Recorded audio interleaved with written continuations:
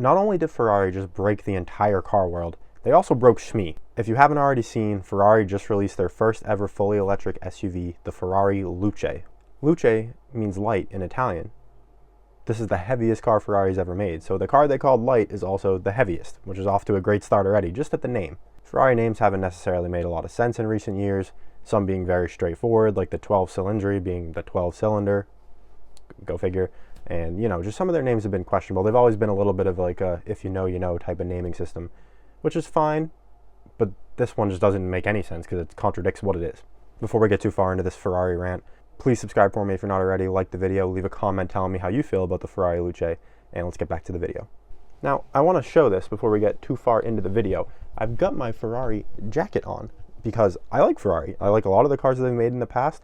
Some of the newer ones aren't my favorite. Some of them I give credit where credit is due. This SUV, this is their first fully electric SUV.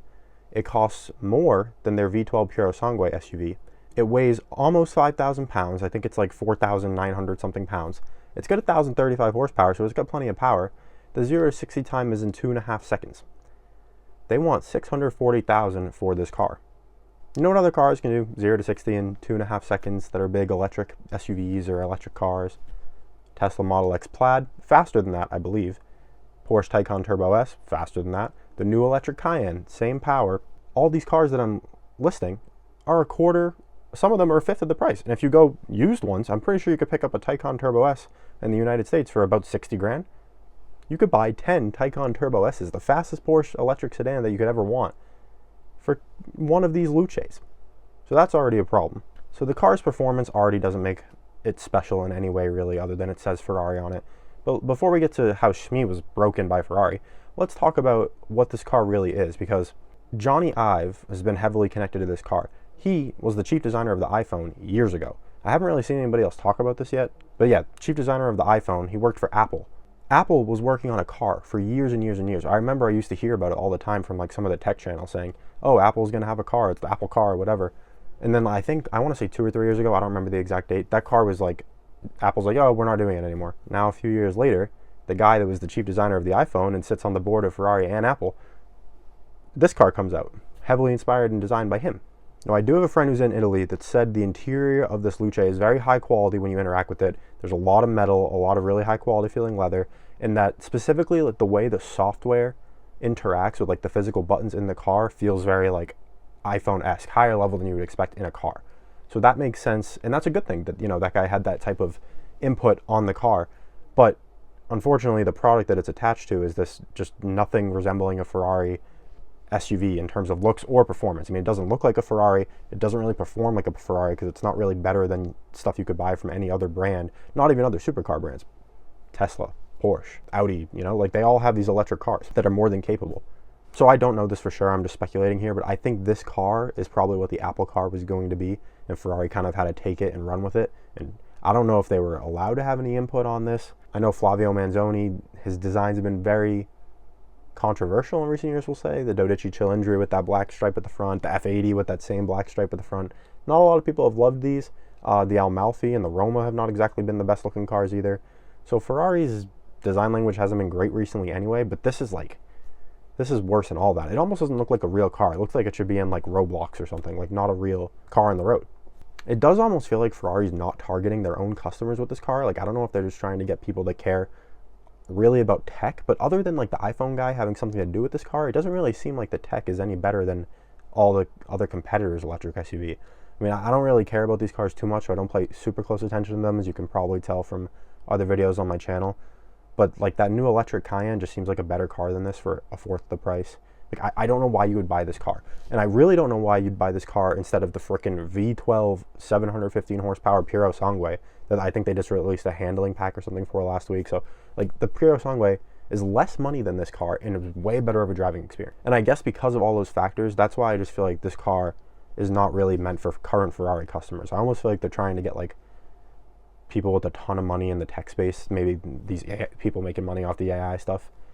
That's who's supposed to buy this car, because I don't know who would buy this. I mean, the range isn't even that good. I mean, the Ferrari saying I think about 330 miles of range, which means it's probably going to get like 240 at best. So this car is not a step on from any of its competitors in any way, shape, or form. So I just don't think the car is it shouldn't have a Ferrari badge. I feel like it's almost not acceptable as a Ferrari. Now, let's get to what the title of this video suggests. Ferrari broke Shmee with this one. I love Shmee's videos. I don't hate on him at all. He's been ordering a lot of Ferraris in the recent years. He says that he doesn't have to buy them because, you know, they're making him buy one to get the next allocation, whatever. I hear what he's saying because he's a big name. He probably gets more allocations than other people would anyways. I don't think he's buying cars because he really doesn't want them, except maybe that Roma Spider. That one seemed a little fishy. But Shmee has openly said he's not ordering this car. I just saw his Instagram post before this. And for somebody like Shmee who's so passionate about the modern day Ferrari, which is kind of hard to find because modern day Ferrari is not what it was 15 years ago. It's not like, you know, when the 458 Speciale and the F12 TDF were coming out. Like, Ferrari is kind of, it's hard to find good cars in recent years compared to what they used to make. 812 Competizione, that was 4 years ago now. I mean, that's probably the best thing they've made recently. Not counting like the SP3 Daytona, that car's amazing, looks great and everything. So for Shmee to say that he's not ordering this car, and not only he's not ordering it, he said he felt very strange at the press release, like almost, I don't know if he meant Ferrari was watching him too closely to see what he was saying. I know he said he was like heavily embargoed and had to sign all this stuff, and he just didn't feel good about it. And for someone like Shmee who wants to keep a good relationship with Ferrari to openly speak out and say that this wasn't a good experience, that he doesn't really like the car, that it's not for true car enthusiasts, is a huge, I don't want to call it like a slap in the face to car lovers everywhere, but it's just disappointing. I mean, the car doesn't look like a Ferrari, doesn't really perform like a Ferrari should. It doesn't really even look good in general. The interior is wacky. It's all over the place. It's like retro looking, but it's got all this tech stuff and doesn't know what it wants to be. And then you're upsetting one of your biggest champions in the current space. I mean, Shmee does more good PR for Ferrari than pretty much any paid off influencer out there. So, and he's putting his own money behind the brand. And you have that guy feeling uncomfortable at your event and upset at your event. It's just very strange to me. I don't know what Ferrari's thinking right now. I hope that they redeem themselves soon. I know there's a non-hybrid version of the 296 coming that's rumored to be like the 296 Challenge Stradale is the name that I've heard. So if they're going to making a car like that, which is what enthusiasts really want, take the hybrid system out, just make like the purest V6 power driving experience with that car, that's great. Hopefully we'll see something with like, I don't know if we'll see like a Dodici Cilindri special version, because they didn't really do one for the F8, which kind of seemed like the goodbye to the twin turbo V8 non-hybrid platform. Maybe there'll be like some type of special one that isn't like a full-blown Competizione type trim. I'm not really too sure. But I do know about that non-hybrid 296 is definitely coming. So maybe if we have to like, okay, we have to have this full electric SUV so Ferrari can justify making these special non-hybrid cars in 2027 or whatever.